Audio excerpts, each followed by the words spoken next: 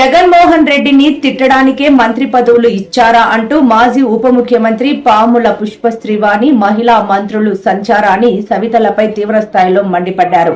గత 2 రోజులుగా ఇద్దరు మహిళా మంత్రులు జగన్ పై అవాకులు చవాకులు పేలుతూ పిచ్చి విమర్శలు చేస్తున్నారని ఆమె ఆగ్రహం వ్యక్తం చేశారు. మాటలు, వ్యాఖ్యలు, అవాకులు చవాకులు ఏవైతే ఉన్నాయో వాటికి సమాధానం చెప్పడం కోసం ఈరోజు ఈ ప్రెస్ మీట్ పెట్టడం జరిగింది. గత 2 రోజులుగా ఈ మహిళా మంత్రులు సంజయ్ రాణి గారు కానీ సవిత గారు కానీ ఏం మాట్లాడుతున్నారనంటే ఇష్టం వచ్చినట్టు జగన్ గారిని ఉద్దేశించి మావిగన్ అనే పేరును ఉద్దేశించి, మావిగన్ అంటే మానసిక వికలాంగుడు, జగన్ మానసిక వికలాంగుడు అని, అదేవిధంగా తల్లి చెల్లి గొడ్డలి అని, గొడ్డల పార్టీ అని, క్రిమినల్ పార్టీ అని, అంటే డైవర్షన్ కోసం ఇష్టం వచ్చినటువంటి వ్యాఖ్యలు చేస్తూ అవాకులు చవాకులు పేలినటువంటి ఈ ఇద్దరు మంత్రులకి కూడా మేము ఈరోజు సమాధానం చెప్తున్నాం. వీళ్ళ వ్యాఖ్యల్ని ఖచ్చితంగా మేము ఆక్షేపిస్తున్నాం.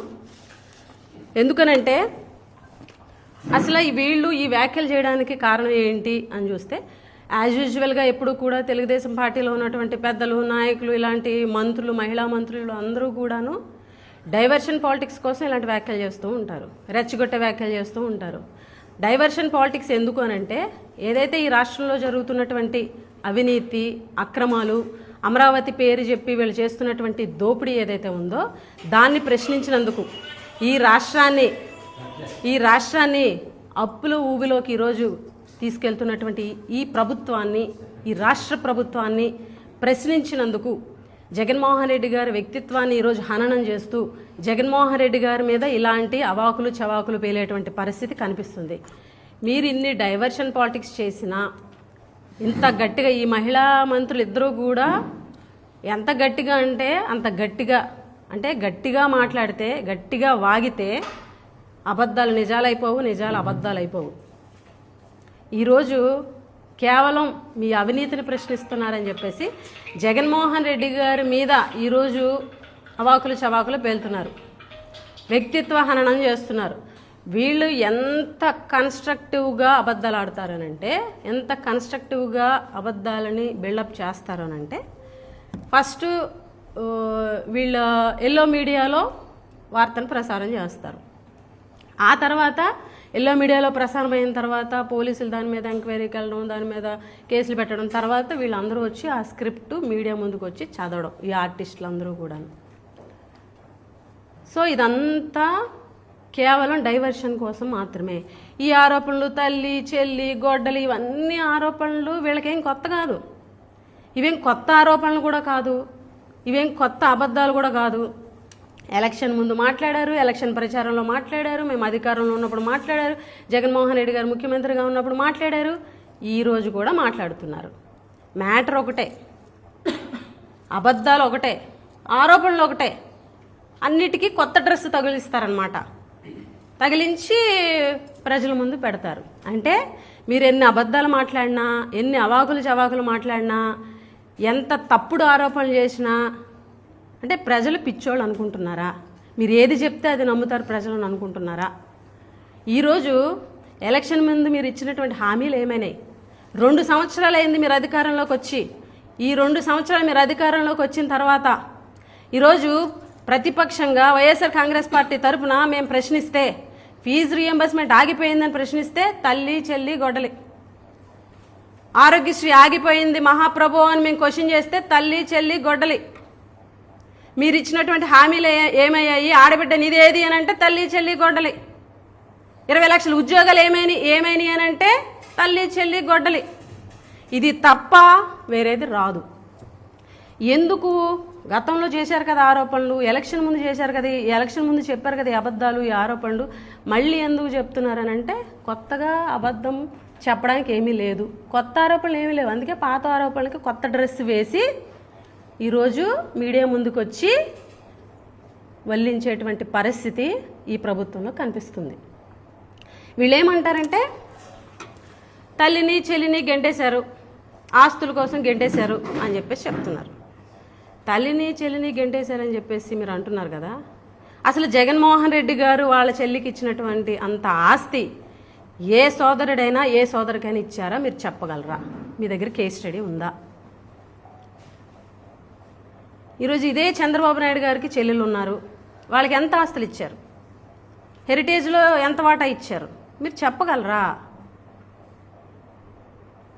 మేము సభ్యత సంస్కారం పక్కన పెడితే మీకన్నా ఇదిగా మాట్లాడగలం. మాకు నోర్లు పెద్దవి ఉన్నాయి, మాట్లాడగలం. సభ్యత సంస్కారం ఒక నిమిషం పక్కన పెడితే మేము ఏదైనా మాట్లాడగలం. వివేకానంద రెడ్డి గారి హత్య గురించి మాట్లాడతారు. అసలు వివేకానంద రెడ్డి గారి హత్య గురించి, వివేకానంద రెడ్డి గారి హత్య జగనే చేపించారు, జగన్ గారే చంపించారు, గొడ్డలతో నరికిపించారు, మీ పార్టీకి గొడ్డలు గుర్తని పెట్టుకోండి, మీది గొడ్డల పార్టీ అని మాట్లాడుతున్నారు. స్వయంగా ఈ భారతదేశ అత్యున్నత న్యాయస్థానం సుప్రీంకోర్టులోనే వివేకానంద రెడ్డి గారి హత్యకి జగన్మోహన్ రెడ్డి గారికి సంబంధం లేదు అని సుప్రీంకోర్టు చెప్పింది. ఈ దేశంలోనే అత్యున్నత దర్యాప్తు సంస్థ సిబిఐ వాళ్ళు కూడా వివేకానంద రెడ్డి గారి హత్యకి జగన్మోహన్ రెడ్డి గారికి సంబంధం లేదు అని చెప్పడం జరిగింది. అది సిబిఐ కోర్టు కూడా చెప్పింది, జగన్మోహన్ రెడ్డి గారికి ఈ హత్యకి సంబంధం లేదు అని. అంటే అత్యున్నత న్యాయస్థానాలు చెప్పినా మీకు అనవసరం, అత్యున్నత దర్యాప్తు సంస్థ చెప్పినా మీకు అనవసరం. అసలు వివేకానంద రెడ్డి గారి హత్య జరిగింది మీ హయాంలో కాదా?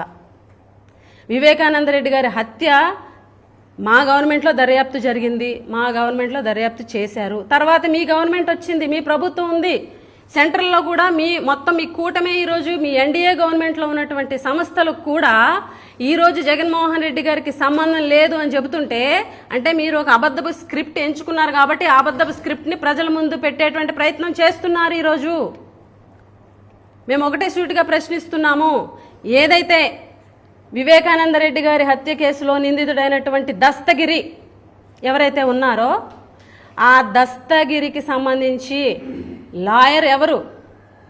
దస్తగిరి లాయర్ ఎవరు? సిద్ధార్థ లూథ్రా. సిద్ధార్థ లూథ్రా అంటే గుర్తొచ్చేది ఎవరు? చంద్రబాబు నాయుడు గారు, తెలుగుదేశం పార్టీ, కూటమి ప్రభుత్వం. మరి అటువంటి వివేకానంద రెడ్డి గారిని చంపినటువంటి హంతకుడు దస్తగిరి లాయరు సిద్ధార్థ లూథ్రా గారు అవునా కాదా? ఇదే దస్తగిరిని మీ ఎల్లో మీడియాలో కూర్చోబెట్టి డిబేట్లు చేసింది మీ ఎల్లో మీడియా అవునా కాదా? దీనికి సమాధానం చెప్పండి. ఈరోజు పెద్ద దస్తగిరి హత్య జరిగితే, కడపలో హత్య జరిగితే దానికి కూడా వైఎస్ఆర్ కాంగ్రెస్ పార్టీకి జగన్మోహన్ రెడ్డి గారికి ఆపాదించేటువంటి ప్రయత్నం మీరు చేస్తున్నారు. సవిత కానీ లేకపోతే సంజయ్ రాణి గారు కానీ ఇద్దరు కూడా పెద్ద దస్తగిరి చనిపోయాడు, మీ పార్టీ వాళ్ళు హత్య చేశారు, మీరెందుకు పరామర్శించడానికి వెళ్ళలేదు, చొక్కా బట్టలు అడుగుతారన్నా మీరు వెళ్ళట్లేదు అని చెప్పేసి వీళ్ళు మాట్లాడారు. వైఎస్ఆర్ కాంగ్రెస్ పార్టీ నాయకులే చేశారని చెప్పేసి ఆరోపించారు. మీది హత్యల పార్టీ అని చెప్పారు. ఇదే పెద్ద దస్తగిరి వైఫ్ నిన్న మీడియా ముందుకు వచ్చి సవితగా, మీకు మా వార్తలు నచ్చినట్లయితే మా ఛానల్ ని సబ్స్క్రైబ్ చేయండి, లైక్ చేయండి, కామెంట్ చేయండి. మరిన్ని వార్తల కోసం R9 టీవీ ఛానల్ ని చూస్తూ ఉండండి.